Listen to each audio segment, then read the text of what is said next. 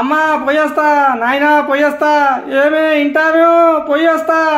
పొద్దుమిక్తల రానికే late అయితే జడ్చల్లో 100 పడకల ఆసుపత్రి దగ్గర దేవులాడు. ఇంకా నా blood O positive, kidney O positive, మొత్తం ఓ పాజిటివే. ఇంకా నడువులకు దానికి దీనికి అయితే మన ఇంటి డాక్టర్కు ఫోన్ చేయండి. పొద్దుమిక్తలైతే అంబులెన్స్ రెడీగా పెట్టుండి. ఈ వార్త విని నా గొంతుని మీకు కోపం వస్తుంది కదా, నన్ను కొట్టాలంత కష్టం వస్తుంది కదా. మరి జడ్చల అంబేద్కర్ చౌరస్తా దగ్గర నుంచి ఎల్ఐసి ఆఫీస్ కాడికి పోవాలంటే గట్లే మరి తప్పదు. పెద్ద బస్సే ఎలుకలాగా చిన్నగా తాబేలాగా పోతుంది అంటే అర్థం చేసుకోండి రోడ్ ఎంతో సోకులుందో. ఈ రోడ్లో పోతే నడుము నొప్పులు ఉన్నోడికి నడుములు ఇరగడం ఖాయం, ఇంకా నడుము నొప్పి లేడానికి నడుము నొప్పి రావడం ఖాయం. ఇంకా బండ్లు దబా దబా గుంతల్లో దాడి బండ్లు ఖరాబ్ అవుతున్నాయి, ఇంజన్లు ఖరాబ్ అవుతున్నాయి. హై స్కూల్ కోనికే పోరగాళ్ళ బట్టలు కూడా కసుగా ఖరాబ్ అవుతున్నాయి. ఇంకా జాతీయ రహదారి కాంట్రాక్టర్ అయితే ఎవరిని లెక్క కూడా చేయట్లేదు. ఎమ్మెల్యేకి రెస్పాన్స్ ఇస్తలేడు, ఎంపీకి రెస్పాన్స్ ఇస్తలేడు. ఇంకా దీని మీద తీసుకొచ్చిన జడ్చర్ల కౌన్సిలర్ అందరూ ఇవాళ జడ్చర్లలోని పోలీస్ స్టేషన్లో ఫిర్యాదు చేయనికే పోతున్నారంట. మరి కౌన్సిలర్ సార్ మీరు ఏదైనా యాక్షన్ తీసుకోవడానికి ప్రయత్నం చేయండి, మీకు పుణ్యం ఉంటుంది సార్. వాళ్ళు ఎందుకోసం అంటే ఈ జాతీయ రహదారి కాంట్రాక్టర్కు జడ్చర్ల ప్రజల మీద ఇగలేని కోపం వచ్చినట్లుంది. మరి ప్రజలని ఏమన్నా అన్నారో, ప్రజలు ఏమన్నా అడిగిండ్రేమో తెలియదు కానీ రోడ్డు పనులు 4-5 ఏళ్ళు గడుస్తున్నా సుతామా అయితేనే లేదు. ఇంకా సాగు తప్పి కన్ను లొట్టబోయింది అన్నట్లు జడ్చర్ల ప్రజలు వాళ్ళ కోపాన్ని పంటల బిగ పట్టుకొని పోతున్నారు. చూడు, ప్రజల్లో తిరగబడే చైతన్యం ఎప్పుడో చచ్చిపోయింది. వాళ్ళకి తిన్నామా పడుకున్నామా తెల్లారిందే తప్ప సమస్య వస్తే పోరాడడం అనేది లేనే లేదు. ఇంకా ఈ వార్త మేము రాసి రాసి రాసి యాస్టకు వచ్చింది. మా మీద కూడా రుసరుసలు ఆడుతున్నాడంట జాతీయ రహదారి కాంట్రాక్టరు. ఇదే విషయం మాట్లాడదామని పొద్దుగాల parliament MP madam DK Aruna మేడంకు ఫోన్ చేసిన. మేడం ఫోన్ లేవట్టలేదు. మేడం ఫోన్ లేకపోతే కానీ కొద్దిగా మీ జాతీయ రహదారి మేడం 167కి సంబంధించింది. ఇంకా అమిత్ షా సార్ పార్లమెంట్నే చెప్పిండు జాతీయ రహదారి మీద 100 మీటర్ల రోడ్డు బాగలేకపోయినా టోల్ కట్టొద్దని. మరి మున్ననూరు దగ్గర ముక్కు విండి టోల్ ఎందుకు వసూలు చేస్తున్నారు అనేది మరి డీకే అరుణ మేడమే చెప్పాలి. నాకేం సంబంధం అంటారా? సింపుల్ ఏం లేదు మేడం, ఇది జాతీయ రహదారి. ఖండిగా తప్పకుండా మిమ్మల్ని అడుగుతాము. మరి ఎవరిని అడగాలి చెప్పండి?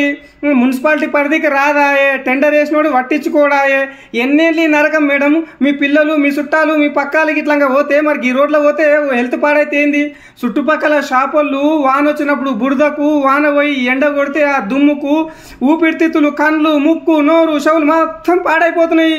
తానం చేసిపోయాడు ముఖం గిట్లంగా పెట్టినామనుకో పాండ్స్ పౌడర్ కూడా అవసరం లేదు మేడము. కొద్దిగా దయదలిచి జడ్చర్ల ప్రజలు కష్టాలు తీర్చాలని కోరుకుంటున్నారు.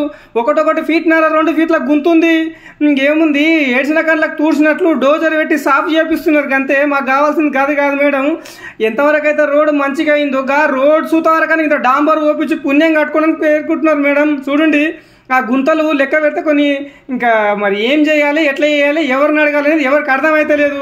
ఇంకా పోలేపల్లి సజ్జి కంపెనీకి పోయేటోళ్ళ పరిస్థితి అయితే ఒక రకంగా ఉంటుంది. సూటు, బూటు, షూ, ఇంకా టక్కు ఇన్సెట్ చేసుకుని వాడికి వచ్చేస్తే బండ్లు గుర్రున పోయేసరికి బురద నీళ్ళు మీద పడితే ఇంటికి వెళ్ళి మళ్ళీ తానం చేసి రావాల్సి వస్తుందంట.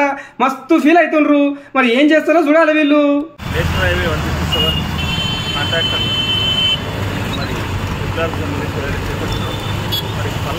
చేసుకోవడం వల్ల ఇక్కడ సమస్యలు మామూలుగా ఈరోజు వరకు కాంట్రాక్టర్ నిలబడుతూ అర్థమవుతుంది. చాలా రోజులుగా ఈ సమస్య జరుగుతుంది. మరి కేంద్రం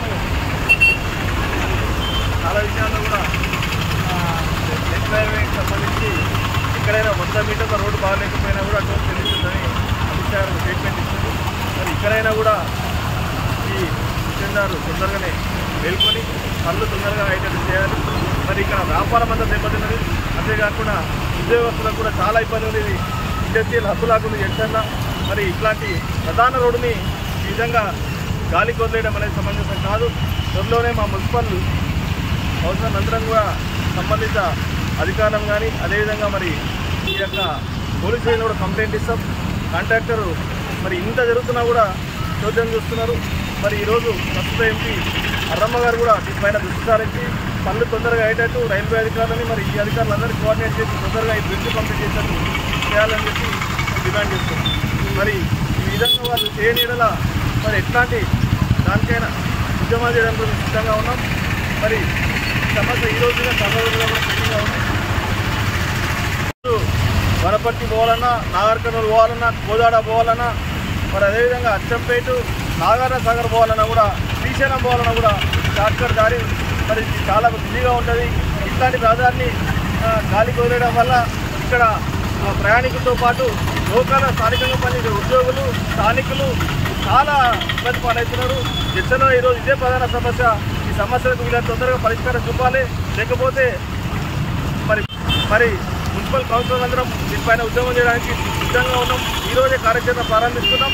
మరి ఈరోజు మొదటిగా పోలీస్ స్టేషన్లో కంప్లైంట్ ఇస్తాం. దాని తర్వాత సంబంధిత ఎంపీలు కానీ కాంట్రాక్టర్లు కానీ కలిసి సమస్యను లేవనెత్తి వీళ్ళని తొందరగా సమస్య పరిష్కరించడానికి ప్రయత్నం చేస్తాం.